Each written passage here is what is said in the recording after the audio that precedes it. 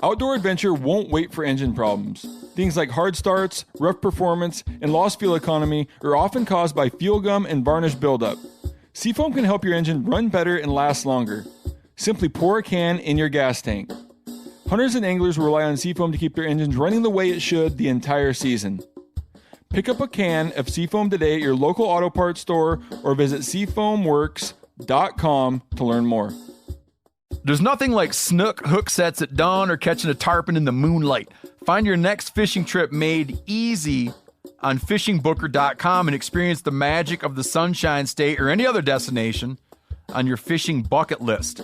Book a blue water adventure in search of sailfish or go snapper fishing with the kids. With over 6,000 captains and trips to choose from, planning your next one just got a whole lot easier. Download the Fishing Booker app on the Google Play or App Store or visit them online at fishingbooker.com to book your trip today. As you know, the MeatEater live tour is on April 23rd through May 5th. Chances are in a town near you. What you may not know is you can win tickets to each of these events just by going to a backcountry hunters and anglers pint night. There's going to be a pint night in each of these towns: San Diego, Salt Lake City, Tempe, Anaheim, Boise, Sacramento, Missoula, Portland, Tacoma, where you can compete in MeatEater trivia and win not only tickets to the show, but a chance to be on stage with all of us. So get your butt to a pint night, and we'll see you on stage.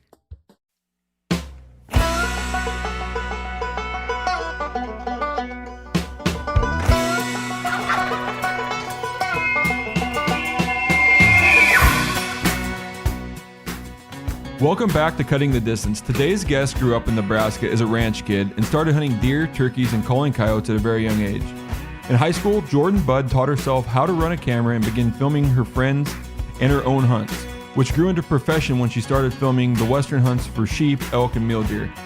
This also allowed her a lot of time in the field and was a great platform for her to test equipment. So along with filming the hunts, she also started to write gear reviews. This has all led to her current position with MeatEater, producing content, testing gear, and now she is the co-host of the Gear Talk podcast that she works with Giannis Patelis on.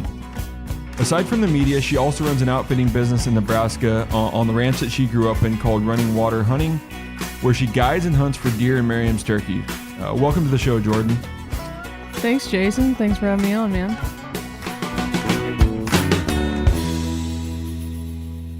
How's everything going? Things are good. They're warming up. Snow's melting. I'm in Nebraska. How's everything going? Things are good. They're warming up. Snow's melting. I'm in Nebraska currently helping out with some ranch stuff and then getting ready for turkey season. And I was a little worried about all the snow we had, but it seems to be melting and been seeing a lot of birds, so I'm excited to get out there.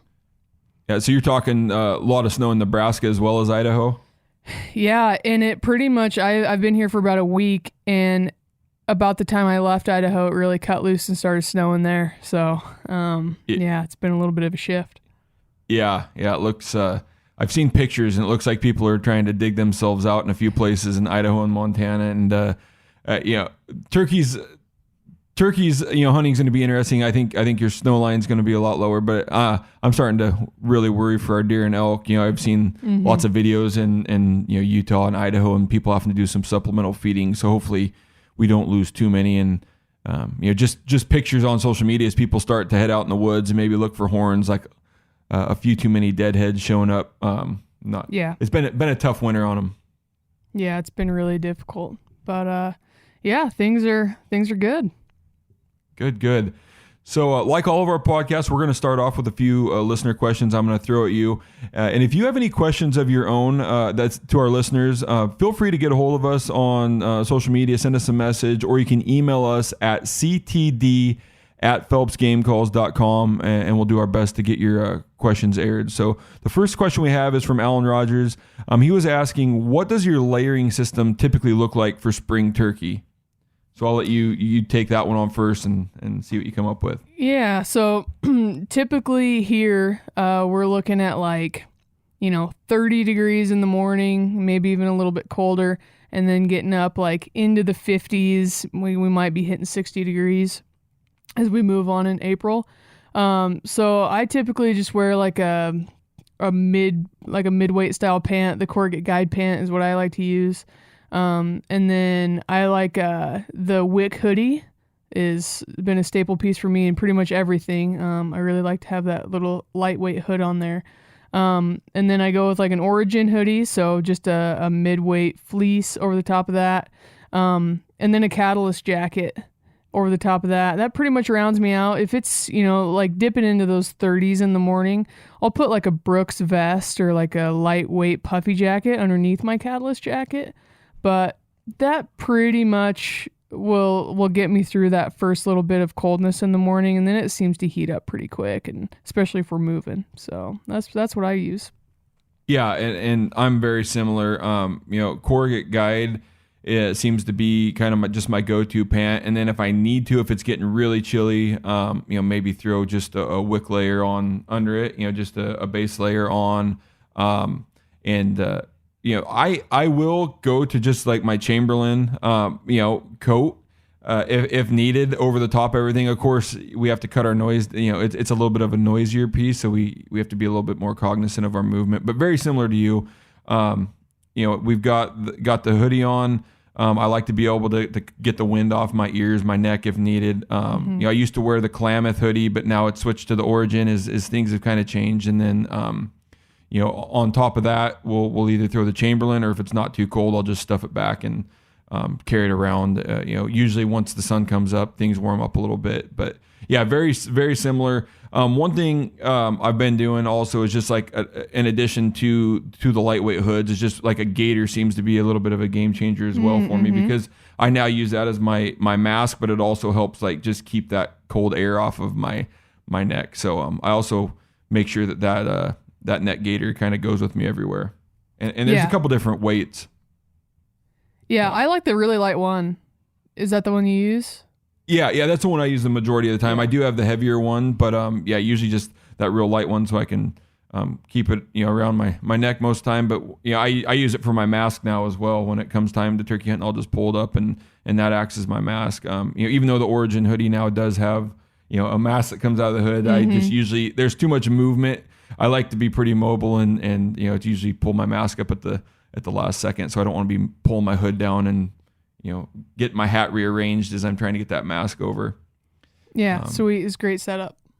Yep. So, yeah, and there's places where we know in Northeast Washington we're going to hunt Merriam's, and I might dress a little lighter because I know my the first half hour of my day is going to be climbing 1,000 feet up to a ridge, or a spot. So it's dependent on where you're at. But I usually always, similar to big game hunting, I'm going to carry that same kit and just adjust throughout the day if I need be. All right, if I need to. Sweet. Next question from David Smith. Should I carry binoculars with me while turkey hunting? And I'm going to kick this one to you, but I used to be, I'll let you answer, but I used to never carry binoculars. Like either if I hear the bird, I'll kill it, and if not, then I'll see the thing. But I'll see if your answer kind of jives with mine. Yeah, I think some of it depends on where you're hunting. Like here, it's we have wooded areas on the river bottoms, but otherwise it's pretty open, and there's like big openings between the trees. So like it's just fairly conducive to glassing. So like I'll use glassing a lot, even when locating birds from a long distance, even like the night before we go out or whatever. But I do carry a set with me, but I just go with like an 8-power lightweight, like really compact. I'm not looking to put them on a tripod and go, like high power on a tripod or anything like that. I'm just looking for something with like a wide field of view, lightweight, easy to carry in my chest harness, and then like just be able to give a little look, But I don't go too crazy on it, but I do like to carry binoculars. Yep. I was in the camp of you don't need optics for turkey hunting. They gobble at you. You know where they're at if they're there. But so many times we started getting busted, and then I I knew I needed binoculars, but then I didn't want to carry my big, what I would consider my Western hunting binoculars, my big 10 by 42s or my range finding binoculars, whatever I might have. And so I still went a few more years without carrying them and just kept getting busted. And now I can't imagine turkey hunting without them. Whether I'm crossing, food plots in Kansas and I need to glass like the other timber edge because I can't pick things out, versus, if I'm hunting in, more open stuff like Eastern Washington, Idaho. Like we'll just sit on a ridge, maybe, and when those birds are in lockdown and they're just not gobbling, they're henned up, they're not going to gobble. We'll just spot them with the binoculars where it's like, you may not have spotted them with your naked eye across the canyon.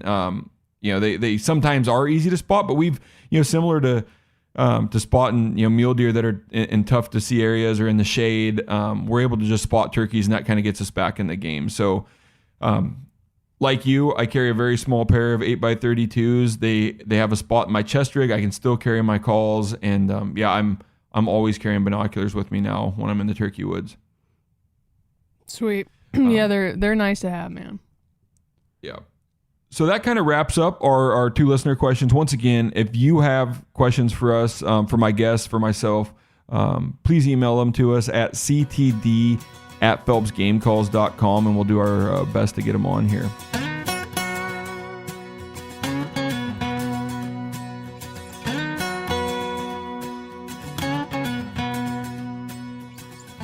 So now we're going to kind of jump into the discussion. We're going to talk, kind of stay in your lane. We're going to talk about gear for turkeys. We're going to talk about, seat versus seat pad, turkey vest versus chest rig. We're going to dive a little deeper into optics, ground blinds and all of that. But before that, I want you to give me a little bit of the lowdown on the Gear Talk podcast. I'm maybe the worst, because I don't listen to podcasts, not even my own, after I'm done. So I haven't listened to any of the Gear Talk podcasts, but give me kind of the what you're doing, where it's going, and what you and Giannis hope to accomplish with the podcast before we jump into our conversation.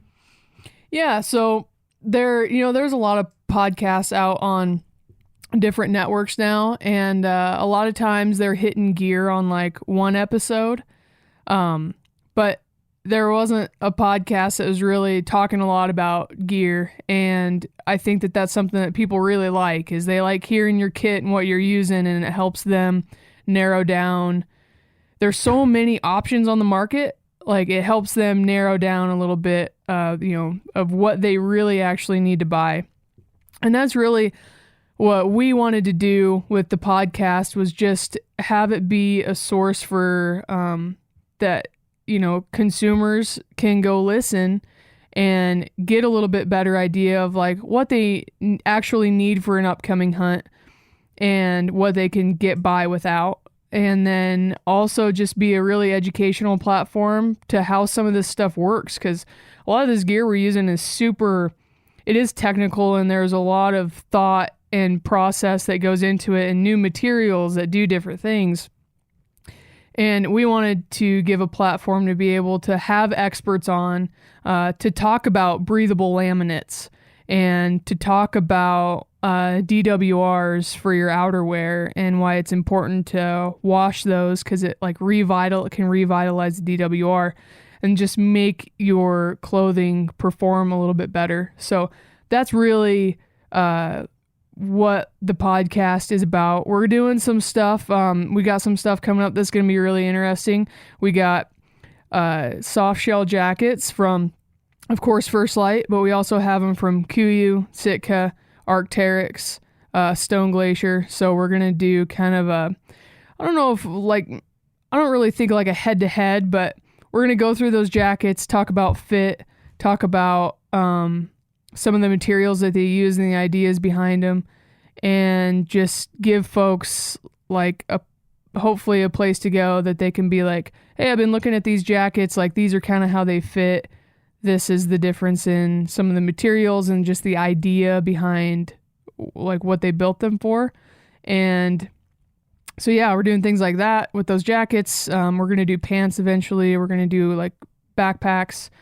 We're trying to do like a few different things with it, but really we really wanted to make it to educate and just, be a source of learning.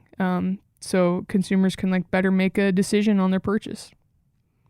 Nice. Yeah, we talked a little bit before we got started here, and I'm kind of like a gear nerd as well.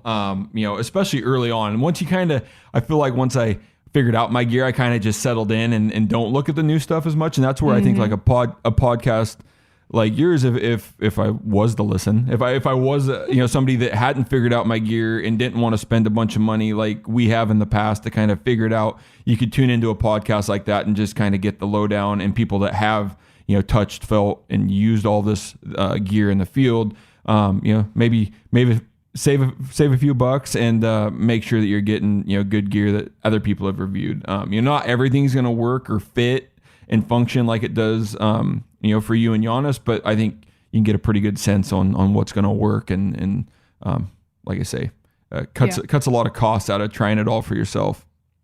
Yeah, it's been fun, and we've got a lot of good feedback on it. So looking forward to seeing what it does. Good. Yeah, I might have to change my ways and put you guys on like the Spotify playlist so I can have you guys in the rotation. So wish you guys the best of luck. Thank you. It's a MeatEater brand podcast. It's Gear Talk, and it's hosted by Jordan and Giannis. Go check it out if you're looking at all their gear reviews. Does it come out weekly, or are you guys every other week right now? We're in every other week. Yep. I like that cadence. It seems like sometimes producing these is tough enough to do every other week. I couldn't imagine doing it every week like some of our podcasts. So really appreciate you having you on. So now we're going to jump into some of my discussions, the discussion I want to have with you, because you honestly have a better grasp on some of this stuff like ground blinds that we're going to get into. We've got a good conversation coming up about boots for turkey hunting and kind of how I've had to change, the way I think. So we're going to jump into our conversation. The first thing I wanted to talk about is, are you a seat person, or are you a seat pad person? Kind of, and is your style run and gun, or if you're on the ranch there in Nebraska, are you kind of, set up and ground blinds in a high seat? Kind of give me your take on that, and then I'll expand on it with what I found to be the most comfortable setup. Yeah, so a lot of times, if I'm hunting myself, I'm probably just archery hunting. And a lot of times, like me and Leah, my wife, we shot a turkey out of, or just on the ground, out in the open with a bow last year. And that was like super fun to be able to do that. But for the most part, like I'm probably sitting in a blind for archery season. But if we're guiding, then I'm like, we're more run and gun with a shotgun.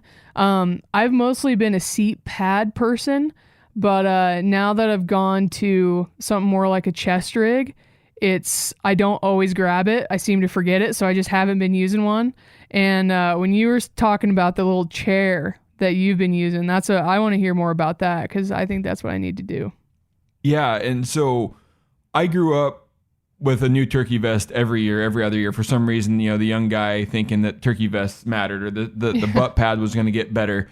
And I still found, and maybe it was me being impatient as a younger hunter, where maybe I'm finally starting to get a little bit of patience, but that was my biggest, I think my biggest fault when it came to turkey hunting is I wanted to move, and some of these seat pads, no matter how thick they are, no matter what tree you sit under, I think 15 to 20 minutes in, and you're like, all right, my ass is numb. It's going sore. You're rocking from your right to your left, and you're thinking of, now you're starting to tell yourself why this plan isn't going to work. And you know what? I should get up and move from this tree, because it's because you're uncomfortable. And I've went through that enough times. Went out to my buddy's place and to hunt in Kansas, where we've been hunting a lot, deer, and we cut the line one tree down, everything out there. Mm-hmm. So I have a lot of stories about Kansas, but we go back there and hunt twice a year. My buddy Randy handed me this bag that looked just like your normal, foldable beach chair, the one you can buy for $15 at Walmart. Springtime rolls around, they've got them out in the boxes, but this was a low to the ground that sits maybe 2 or 3 inches off, and they're built a little bit more sturdy, right? Camouflaged. I think that brand was like Cabela's. So we hunted out of those, and I'm like, man, I could fall asleep under every tree that I sit under. It's just super comfortable. It adjusts to a little bit of unevenness, and it just was a game changer for me, and it allowed me to be a lot more patient. I think the one I'm using now is like a Browning, I don't remember the exact name, like a Browning Strutter hunting chair or something. It's just, it folds out. And now that I'm using a chest rig rather than carry my vest, I just throw it over my shoulder, kind of, I don't cross saddle across my back. And that's just something I carry everywhere. And when we go to set up, within about 20 seconds, I can, throw the thing out, get it set in, and we're in place. And it's just allowed long sits. And like I said, I'm getting more patient. A lot of our turkey call-ins are taking 30 to 45 minutes, especially when we're hunting in that time of the year where the toms are just completely henned up and aren't moving very fast, and they're kind of moving at their own pace. Those little folding chairs were a game changer for us, and I can't imagine turkey hunting off of a seat pad or we used to have like those little hard seats, like the Cordura was stretched really tight, Yeah. Those things aren't comfortable either. This is the best system I've found. So if you haven't turkey hunted off of a small folding seat and you don't think it would change things too much, I highly encourage you to try it, because it is a game changer for me. And like I say, I fell asleep under a tree more than I ever have, in the past. It's just super comfortable. So I ditched seat pad. I'm a seat guy now. I like it. Yeah. And like, not to change it from turkeys, but I think calling coyotes, I've seen people use those too. Yep. That'd be nice. And we'll jump into it a little bit on the tick side as well, but I like getting myself like another barrier of off protection, the ground, off the ground, and only giving them 4 legs to climb up to start to get on, and my feet to get on me. It just has, it's been a good system. That's kind of a great segue into seat versus seat pad, and then with the chest rig versus a turkey vest conversation. What's your system currently? I've never been like a big turkey vest person. I've had a couple, and I just always seem to end up figuring out how to put stuff in my pockets, enough stuff in my pockets to just make it work. But then I started using a chest rig, and that's been really nice just to have everything in one spot. Like I can toss it on, I can still get in and out of the pickup with it easy. I don't have to take it off.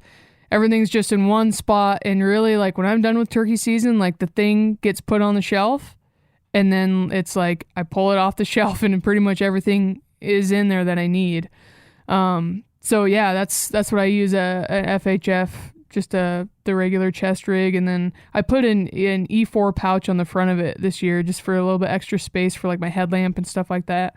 But that's been a good system for me. Yeah, are you also using? I'm the most unorganized hunter in the world. Like as long as it fits in the pocket, it's good. So when you look at my chest rig, it's 2 pot calls. My strikers, my locators are all just in there in the bottom, right? Are you using any of the like the striker dividers, the shotgun shell dividers and stuff, FHF, or you just kind of if it fits and it zips, then you're good to go? Fits, or how zips, I like that. Yeah. No, I do use that turkey. I think it's just called like their turkey accessory kit or whatever. That Velcro's in the inside. One thing that's kind of cool with the diaphragm divider deal, I can like stick it to the inside, but then with the Velcro, the E4 pouch has a Velcro patch on the outside, and so I can unstick that and I can stick it to the outside if I need to just get to my calls more, if I don't want to just keep my thing open as I'm running around. But for the most part, I keep that stuck in. But yeah, I've got it pretty organized in there.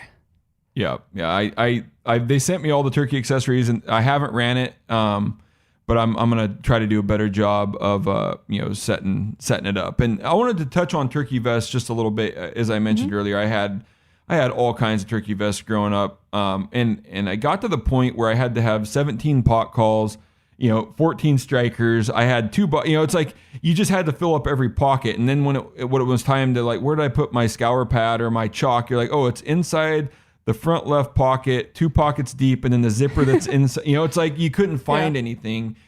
And so I think it just comes with a lot of experience and learning, like, hey, you probably only need 2 pot calls max, even though I'm the game call guy, right? Like I need to have calls on me. I need to be promoting them.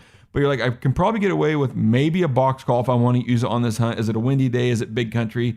If not, maybe I'll leave my box call at the truck or the side by side for that day. So I think it was just like learning that I didn't need to have so much stuff on me to turkey hunt. I can leave the truck with 3 different mouth diaphragms, a couple different strikers, maybe a crow call, maybe a woodpecker call, and my binoculars, and maybe a couple extra shotgun shells. To be honest, I actually just been carrying my 3 shotgun shells in the gun. And it's, do I really need to bring a whole bunch of backups? Like if I do my job, keep my shots close, like I shouldn't even need to shoot more than once. So it's just like, I don't need to carry a whole extra box of shells anymore. And the chest rig is just, like you said, it's simple. I grab it at the beginning of the year. It's got everything I need in it, and I don't have to carry this big cumbersome turkey vest. The one thing, I wouldn't say it's a knock on the chest rig. It's just one of the things I don't have a good solution for, is like carrying a little bit of water. I'm not going to lie. Like, we're not hiking mountains for turkeys, but it's like, all right, you've been away from the rig for 3 or 4 hours. Like, I'm thirsty. Like, what am I doing for water? And usually that's just, a little cheap disposable water bottle, like just shoved in my Origin pocket, or something. That's what it ends up being. So that's the one thing I miss on the turkey vest, having a spot for water. And we're going to talk about decoys here in a little bit, but my turkey vest used to also just hold all of my decoys in the back. And now that we're using, some Dave Smith decoys and whatnot, I don't have the need to carry a bunch of foamies around. So it's like the vest just really doesn't have a lot of utility anymore for me. Yeah. And I will say I'm pretty I like turkey hunting. I don't love it. So I don't get too crazy. I keep my calls pretty simple. I have a pot call and I have mouth diaphragm calls. Even last year, even guiding people, I don't remember. I think I just forgot my actual turkey diaphragms. I called in at least 3 birds with an elk amp reed, dude. Yep. And it works. It's super clean. It's super clean. There's no raspiness to it, but it works. Yeah, I'm always amazed how many people we get sending us pictures in with turkeys killed with our elk calls. That just they're more comfortable. They don't have to do a whole bunch of professional calling. It works. It gets the job done. And even though my job is to make and sell game calls, it's really 90% of the equation's right place, right time, right mood, right? It's not necessarily, the calling does help and finish them off, but very rarely is the calling making up the majority of I'm gonna word that wrong. The calling isn't a very big piece of the pie when it comes you're putting the success together. It's a small portion, and I recognize that. So optics, we talked about it a little bit, carrying binoculars. Do you carry spotters in your truck? Not with you for sure. If anybody carries a spotter while turkey hunting, I want to talk to you and figure out why. But in your rig, are you using anything else? Do you bring range finders to maybe just check your range where you're setting decoys up, or kind of what do you look at as far as your optics package while you're turkey hunting? Yeah, for the most part, I'm just carrying those an 8 power on my chest. And then I will carry a spotting scope in my pickup just to really sometimes what I'll do guiding wise is I'll go put people in a blind in the evening. And then they can just kind of hunt themselves. And then I'll go and do some scouting, try to find birds. And I've picked out birds in trees with my spotting scope from long ways away, a mile away. Yep. And then it just gives you an idea of all right, well, those birds are kind of over there. We can probably, slip in this way or whatever. So that has been nice for me. Something I'm going to use a little bit more of, this year, and not I don't want to do a super shameless plug for SIG, but have you seen their, image stabilizing binoculars? I've looked through them. Yeah. I think, at the Western Hunt Summit, somebody had them last year and looked through them a little bit. Yep. Yeah, their 10 powers are super little and super light, and they're if you're hand holding all the time, you are often with turkeys, that thing is so nice just to steady it up. Cool. Yeah, and one thing I used to also not carry was a rangefinder. And my rifle one, I use Leupold stuff. So my 2800 was just too much for turkeys. Right, it's not geared up. So I just grabbed my full draw. I think last year I used the 4. This year I'll have the 5. But just any archery rangefinder that's good at short distance ranging, it just helps your setup. When you're out there, if you're on the edge of a field, your depth perception's off a little bit. Like just making sure you're not shooting too far, your setup's right. So we typically range stuff, and when we set up, just real quick, like all right, we can shoot out to that bush, we can shoot to that line, we can shoot 10 yards past the decoys, whatever it may be, and it's just so we have some confidence and we're not ranging something by 15, 20 yards. Yeah, that's a great thing to carry with you.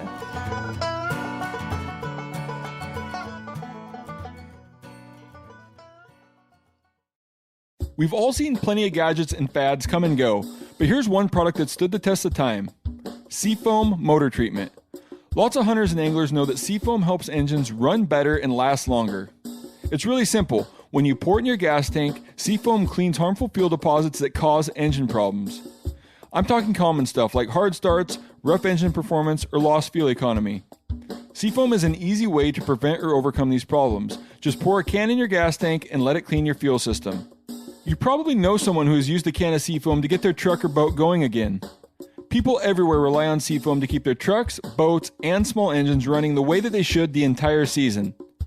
Help your engine run better and last longer. Pick up a can of Seafoam today at your local auto parts store or visit seafoamworks.com to learn more. There's nothing like snook hook sets at dawn or catching a tarpon in the moonlight. Find your next fishing trip made easy on fishingbooker.com and experience the magic of the Sunshine State or any other destination on your fishing bucket list. Book a blue water adventure in search of sailfish or go snapper fishing with the kids. With over 6,000 captains and trips to choose from, planning your next one just got a whole lot easier. Download the Fishing Booker app on the Google Play or App Store or visit them online at fishingbooker.com to book your trip today.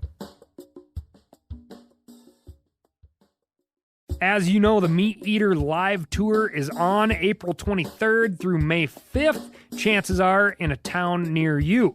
What you may not know is you can win tickets to each of these events just by going to a backcountry hunters and anglers pint night.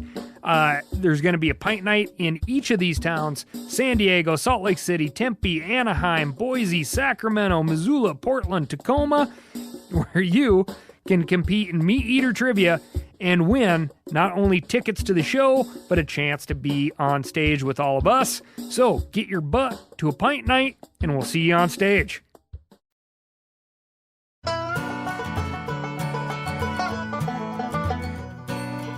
Now we're going to roll into the next question I have for you is on ground blinds, which guiding and having customers that you may want to limit their movement, or somebody that might not be experienced in the woods. I've never hunted out of a ground blind for turkeys. So what do you feel about ground blinds? Where are they useful, and then maybe where do they have their drawbacks? Yeah, drawbacks can definitely be just your ability to move is quick. You kind of have to, and it seems like when I go to hunt in a ground blind, I bring like the kitchen sink with me because I feel like I got to sit there for a long time. But then I always, if they're not moving or something, I always feel like I got to get out and get after them. So there's a patience factor there for sure.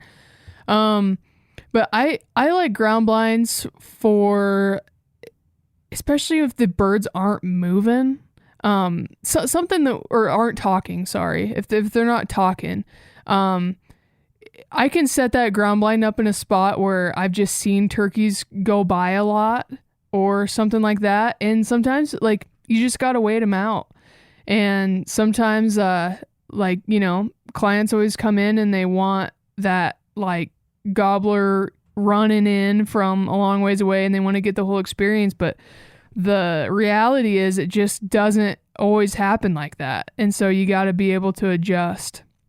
So that's where I see ground blinds really coming in. I put them in places where I just know that turkeys like to be or pass through. So if we can't get them talking, that's always a good place to put somebody like in the evenings or the afternoons or whatever. But yeah, it's just kind of, they're nice because you can move around. You can move around, kind of have more stuff with you. Like if you think that you're going to, especially I think like on a really small chunk of property where you don't really just want to walk through it and blow it out. Just spending a lot of time in a ground blind seems to be like just kind of how the East, more Eastern type hunting is, just due to parcel size. So they can be really nice, but I definitely see where people get impatient and they just don't want to sit there. Yeah, and then continuing on my me not knowing anything about ground blinds, you can see them for, you see them out there $129.99, and then you can see ground blinds at $500. Are you of the opinion that you get what you pay for on ground blinds? I know that like the space inside may be different, like the shooting windows may be laid out different. I'll even give you a chance. Like, is there a brand that you like to use, or is it more of those just a ground blind's a ground blind to you? So I've gone back and forth on this a lot. I think if you're in a spot where it's really windy and you're dealing with a lot of winds, you're going to want a more expensive one. Just it seems like the poles are beefier, where the joints like come in, usually they pop out. Those are just better because the wind just destroys them. That's a huge problem we have here. Like I have muzzleloader deer hunters in them a lot, and the winds just kill them. Honestly, I've bought a ton of those things, and the double bowls just seem to like be holding strong, and they're expensive, man. They're like $400. But they've got some really cool ones now. I bought one just this last year for deer hunters that it's like the see-through, but you can't see into it. Like the whole wall in front of you, or the whole 2 walls in front of you, you can completely see through them. But they're not supposed to be able to see in. So like that's super cool too. It's just kind of fun to sit in it because you're not just looking through a tiny little window all the time.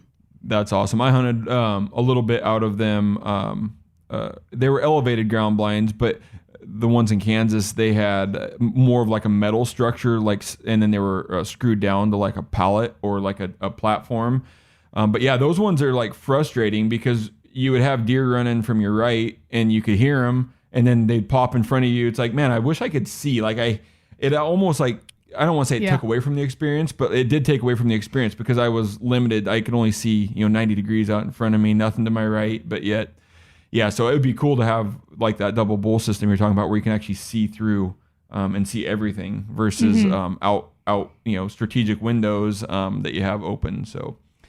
Yeah, pretty cool. One quick thing, Baronet, there's a company called Baronet that makes a blind called an Ox 5, and instead of 4, usually it's a 5 hub blind, so you have 4 sides and then your top. This one's actually a 6, so you have 1 more hub. The thing is huge, so like people with kids, like multiple kids, and like they want to sit in and have a lot of room to like have the kids lay down and stuff, like that Ox 5 is great, and I think it's like $300 or something like that. Gotcha. So, thanks for educating me a little bit on ground blinds. Now we're going to jump into boots for turkey. As I got started, it was always you just took whatever boots I was, hunting Western big game in, and those kind of got the nod for turkey hunting. But the more I've learned, the more I've got the chance to try different boots. I'm turning into more of a lacrosse, like arrowhead type guy. It seems like every morning the grass is wet, during spring turkey, regardless of whether it's a clear night or not. What's your boot system for turkey hunting, and what do you go with?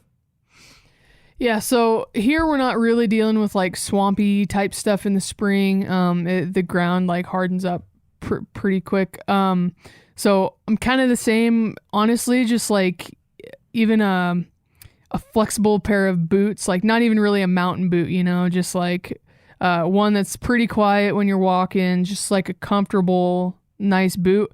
But if I'm using my like rubber boots and stuff, a lot of times it's really nice with rubber boots because they're warmer. In the morning and stuff, they're just warmer. And if you do have to like do a creek or river crossing or something like that, they're just easier to use that with. But I have always been like, even for all this ranch stuff, I've always been a muck boot person. Like that's just always what I've bought. Like that always seemed to be the gold standard to me was muck boots. And I recently, like a couple of years ago, I tried a pair of Lacrosse that were, I don't remember what they were called, but they were just like a little bulky. Like they were pretty much the same as muck. I was like, yeah, okay, that's kind of one and the same. Well, this last year I got the Arrowhead model from Lacrosse. Dude, it's like a different situation. Like it's, I got the 7mm ones. They make a lighter one too, but it's supposed to be like -40 to 40 degrees is what those things are supposed to be good for, like cold weather wise. And they're so much more comfortable once you put them on. It's like a running shoe. Yeah, and that was the reason I always hated rubber boots. You know, growing up, we just probably had the cheap ones where if you walked more than, you know, out to your mailbox and back, you had blisters everywhere, and they were just uncomfortable from your heel slipping. I got those Arrowhead Sports, you know, the same 7mm, and it's like I could probably, you know, hike all day in them and not have any issues. I don't know about going up a mountain for too long, but that was always the reason I would just go to my mountain boots. And so yeah, if I know I'm not climbing mountains, if I'm not gonna, you know, put on 5 or 6 miles in a morning or a day turkey hunting, I'm always gonna go for those, you know, those knee-high Lacrosse boots at this point. You know, those type of boots. Now we were talking a little bit before. Now, if I'm showing up in my spot in Northeast Washington where it's public ground, it's super rugged, you're dang near, you know, mule deer or sheep hunting for turkeys, I'm still gonna lace up my mountain boots because it's just kind of matching the terrain you're in. But yeah, if you haven't tried, you know, like I say, I'm not trying to give any specific brand or company a plug, but those Lacrosse Arrowheads, they're a legit boot that you can cover some ground in, and they're super comfortable. It's nice. Like you say, they're warmer. I know my feet aren't going to get wet. And they're a good boot. And, you know, we're going to get into ticks here in a little bit. The other thing that's nice, is that they're a tall boot. You know, they cover more of your, they give kind of, and if you tuck your pants in, it gives like access, for ticks is a very difficult path. Yeah, that's a really good point, man. Yeah, those boots, I go through this thing, like, just to mention it real quick, every time I put them on, I'm like, are these lighter than the other ones? And I'll weigh them, and they weigh pretty much the same, but just the way that they fit, they just seem like nimble and lighter. I can't explain it, but I'm just like, I've been blown away the last couple weeks using them. Yeah, no, they're legit. So if you're going out turkey hunting, don't discredit rubber boots. That they've got their place for sure. Yeah. So ticks, one of the things that used to just drive me nuts, they still drive me nuts, but we've kind of got them under wrap. Every year I came back from Kansas, I've been bit or had ticks kind of stuck in me. So yeah, it bothers me. A little funny story, I cannot get my boy to youth turkey hunt, and it's not just he's scared of ticks, it's like a serious phobia. Like if my dog comes in the house with a tick, like my kid's like running through glass doors to get out the other side of the house. Like it's legit. So ticks, and what do we do to fix it? And I'll let you go. And I've got kind of a gross little story about what happened to me last year in Kansas. So what are you doing to prevent ticks? I think there's like the chemical side, and then there's what I would consider like housekeeping before you sit down, before you do this or that. Like you can prevent a lot of this from happening. Yeah, we don't have a huge tick problem here. Like they're definitely around. But you know, the story you're going to tell, I don't think we have anything. I've never seen anything quite like that here. But I've got just the basic, like the off or the Sawyer stuff in the house where it's just like a tick repellent. Just spray it on the outside of your clothes. I've done that a little bit. It seems like if I haven't really seen any ticks, I just kind of forget to do it, and then I don't do it. I do just when I get home though, I try to like look through all my clothes and just do like a body check and make sure that there's none stuck to me. But I'm really interested to hear what you've got to say about ticks. Yeah. So chemical wise, like we use Sawyer or Repel, like aerosol. I think it's mixed to like a 0.5% permethrin.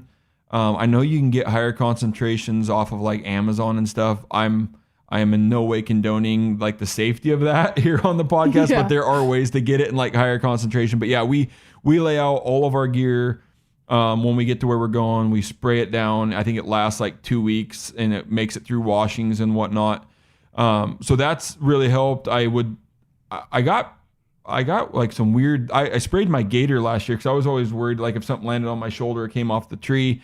I wouldn't recommend like necessarily spraying it on your gator and breathing through it for long periods of time. But yeah, the chemical treatment does great. But yeah, last year in Kansas, our buddy Chris Parrish was the last one with the tag, and me and Dirk set up maybe 30 yards behind him into the woods to help do some supplemental calling occasionally, and set up in my seat, kind of set up in a bunch of oak leaves.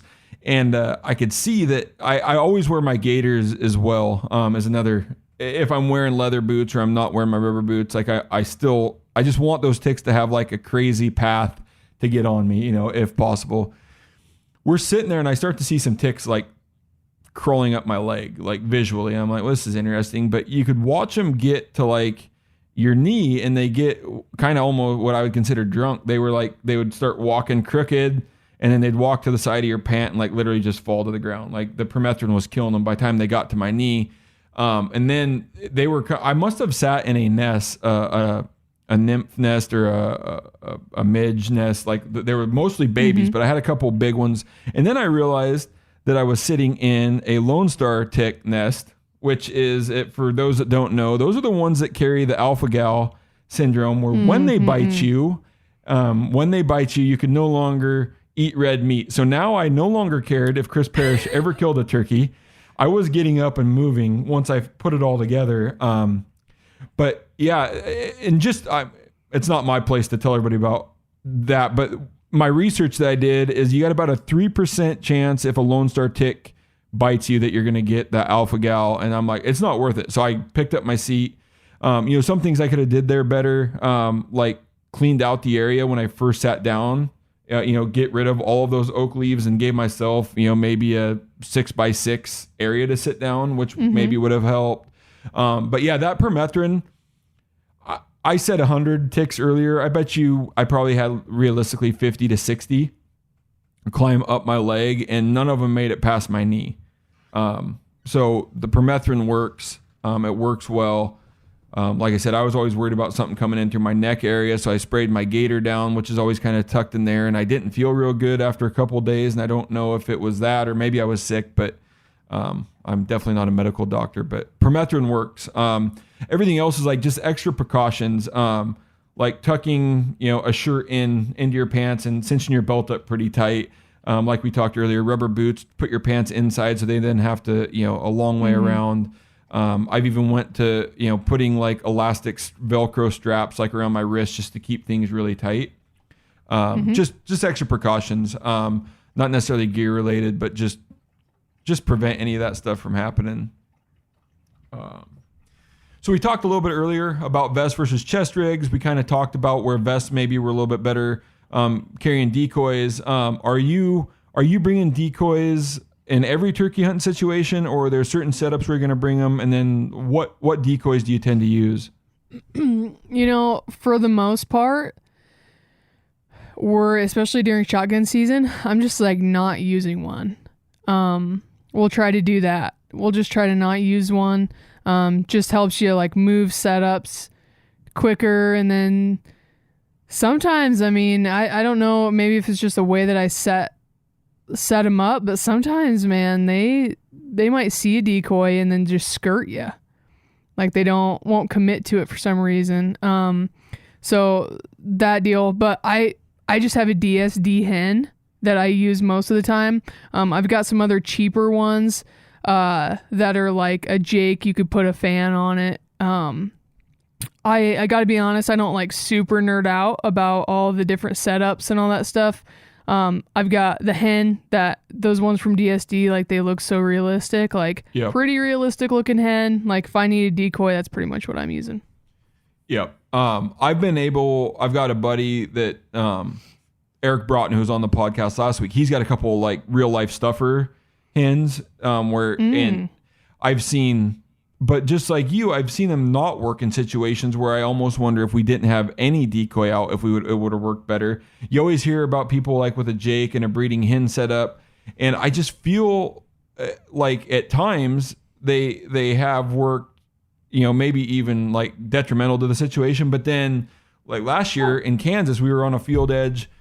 We kind of crawled out there. We knew there were turkeys on the other end, set up our decoys, and that was the only reason, calling worked a little bit, but it was the visual that got those birds all the way to us. So I think they definitely have their place. And like you, I've got a Dave Smith decoy, one of the hens, and then a Jake, and we can put the fan on. And there's just times where we'll use it and times where we don't. We usually always carry them around with us for the most part, but when we're running and gunning, like I said, I'm already carrying a chair, and then now you've got like the hard decoy bags over your shoulders. Like you can make it happen, but yeah, I guess I'm not biased either way. Like we usually carry them. Yeah. We sometimes use them, sometimes we don't. I think they can be a great asset, especially where if the birds aren't real callable and you think that visual is what's going to work. Like we definitely throw them out there. Nice. So we're going to talk about weapons and the gear that we ultimately use to kill the turkey. You're going to touch on archery, and then I'm going to go over just real quick kind of what I use as far as my setup and as far as like patterning and stuff like that. But you're an archery turkey hunter. What do you use? Are you using like special broadheads? Are you lightening your setup? Kind of give us the lowdown on an archery setup specifically for turkey. Yeah, the only thing that I change with turkeys is I will put an expandable broadhead on it. Just seems to, I don't know, it seemed to work a little bit better for me for turkeys. So it opens them up pretty good. I have the Grim Reaper. They have a whitetail hybrid. It's like I think it's a 2.5 inch cutting diameter. That has been a really nice one for me. And turkeys are small and they're easy to miss with archery equipment. So I tend to not want a super expensive broadhead up there. So those ones, they're your basic like $40 a pack or whatever for 3 of them.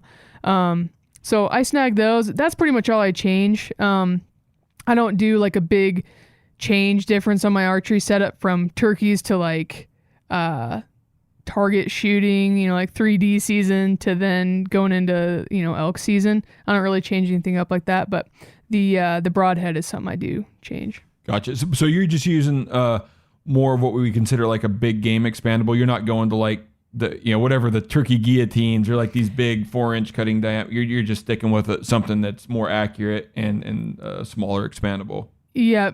Because honestly, sometimes, man, like especially if we're doing a run and gun archery setup, that's like way more difficult. You're shooting these things at 40 yards too. They're not, 3 yards from the blind, where I think those guillotines could really be, where they're more, I guess, likely to actually work. Yep. So yeah, that expandable seems to work good for me. Gotcha. Yeah, and then I've always felt like turkeys were designed to be shot with a shotgun. I just haven't picked my bow up and taken them yet. But I really like having like a semi-automatic shotgun. I hunted with a pump forever when I first got going. It's what I could afford. I really like recoil management. Some of these turkey loads really kind of thump you when you go to pull the trigger. It's not so much while you're hunting. It's more of the patterning and whatnot. But I'm using a Weatherby currently, great gun. I kind of got away from like changing ammo and tinkering with my setup for a long time because my old gun shot so well. When I got a new gun, I'm like, oh, now we can get a new choke, we can get new ammo. Did a bunch of research, found that Indian Creek seemed to have a great following and like a great, they were shooting great patterns and they were really kind of designing for TSS. I know a lot of the guys within the MeatEater crew are using Carlton chokes with great success. So I screwed in an Indian Creek, and then I went to TSS, ended up, we used to have like MeatEater had like a 5, 7, 8 mix or something. And I ended up just going with a pure number 9. I wanted more BBs and I didn't have any intention of shooting them past 50 yards, and TSS 9 is fully capable out to 50. And so that combination of being able to drop down to a 3-inch Magnum instead of a 3.5-inch, which I was shooting out of my old pump gun, that choke and that pattern, like it is an incredible. I've never hunted with a red dot and was able to kind of, throw that on, and I almost feel like it's cheating a little bit. Like the gun is just automatic, and I've got the problem of a 20-yard bird now, of me missing if I don't do everything right. So that's the one downside. Yeah, we're shooting like a 6-inch circle. It seems like at about 20, with just a few errant BBs. But yeah, there's all kinds of ways. I'm not going to tell you how to hunt, but I would say get comfortable with what turkeys can pick up and seeing. Like maybe your first bird or two with a shotgun, and then once you've kind of got that down and what you can get away with, like I'm one of these days I just need to pick up my bow, but and then archery hunting. Like you had said earlier, having success archery hunting for turkeys outside of a blind is like one of those ultimate accomplishments, because they've got such good eyesight, and getting your bow drawn is incredibly tough. Yeah, it seems like the best time to do it is coming right up when archery season is starting. Just here in about a week, the 25th, I think, is when we open here. They're just all in big groups. So then you got a ton of hens that are like looking around. So yeah, we locked out with that. I just got in a pissing match with the hen and got her to bring the whole crew in. The whole flock by. Yeah. And then did they pick you up when you drew, or were you completely like? Yep. Yeah. They ended up. I'm not joking, man. There were at least 12 hens in that flock, and they were feet away from us, just pecking at the ground. I don't understand how they didn't see us, because, I was Leah was sitting down, like kind of on her knees, but on her butt. And I was just standing up on my knees beside her with a camera. And I was almost laughing because they were so close. I was like, how is this even happening? But they ended up, they came in. She ended up shooting him at probably 15 yards, maybe. Just strutted right by us. Cool. We kind of waited until they all got by us before she drew.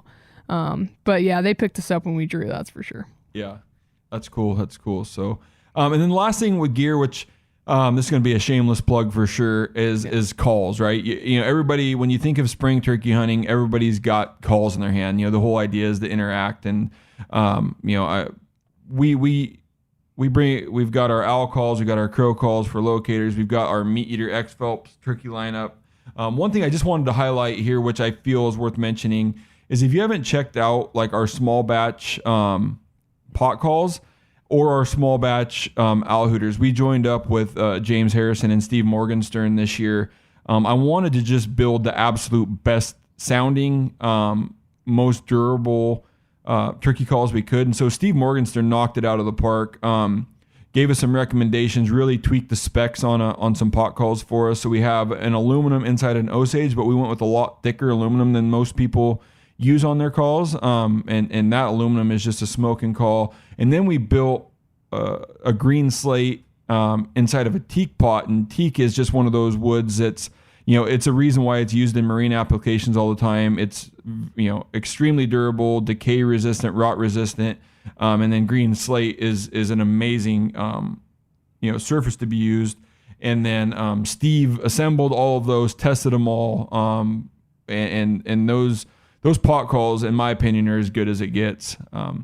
Nice. And then we joined up with James Harrison to design those owl hooters, which I think at the time this podcast airs, we're going to be sold out, and we hope to have a restock here. But those owl calls are just at a different level. They're very, very good. So yeah, that's kind of the big change, or the additions this year in the Phelps turkey lineup. And then if you need to get your calls, they are in stock, and turkey season getting close.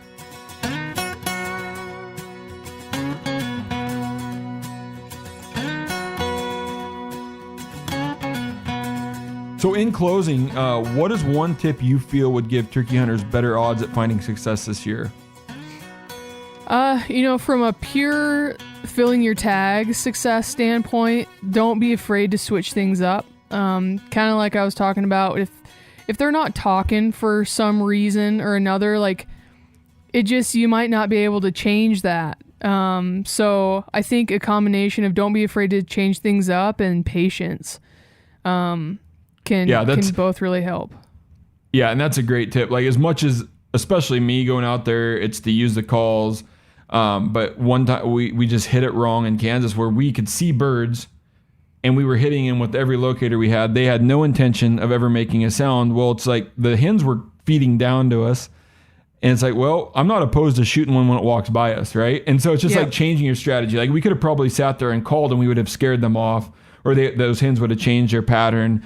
But it's like, all right, you almost have to play with the rules that you're given, right? Or the playing field that you're given. Like, this is what they're going to give us. We've only got so much time and so many days. I'm not opposed to shooting one when it walks by. So it's just outsmarting them. But yeah, be patient and change your strategy. Don't just go in with, one way's got to work.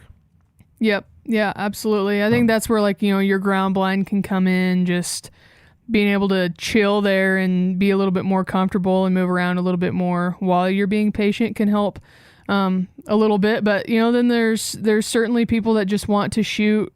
They want to have that interaction and they're just going to move around until they find the interaction. I mean, really no different to elk, Yep. So yeah, I guess it kind of depends what you want, but yeah. Yeah. Well, we really appreciate you having you on the show today, Jordan. How can people find out more about you, through social media or Gear Talk podcast or where they can find you? Yeah. So, Instagram, it's just at jordan.bud on Instagram. And then, I've got a YouTube channel as well. I've been kicking out some stuff that we've been filming, on our fall hunts. So that's just Jordan Bud on YouTube. And yeah, the Gear Talk podcast. You find it wherever you get your podcasts. All right, perfect. Thanks for coming on. Good luck out there in Nebraska this year, and we'll touch base with you here middle of the season and see how you're doing. Yeah, appreciate it, Jason. Thanks.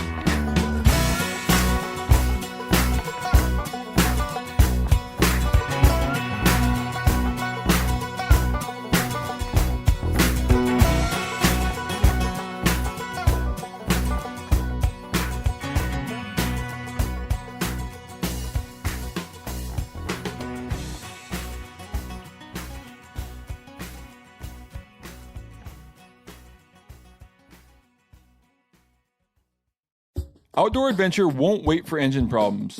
Things like hard starts, rough performance, and lost fuel economy are often caused by fuel gum and varnish buildup. Seafoam can help your engine run better and last longer. Simply pour a can in your gas tank. Hunters and anglers rely on Seafoam to keep their engines running the way it should the entire season. Pick up a can of Seafoam today at your local auto parts store or visit seafoamworks.com to learn more. As you know, the MeatEater live tour is on April 23rd through May 5th. Chances are in a town near you. What you may not know is you can win tickets to each of these events just by going to a backcountry hunters and anglers pint night. There's going to be a pint night in each of these towns: San Diego, Salt Lake City, Tempe, Anaheim, Boise, Sacramento, Missoula, Portland, Tacoma, where you can compete in MeatEater trivia and win not only tickets to the show, but a chance to be on stage with all of us. So get your butt to a pint night and we'll see you on stage.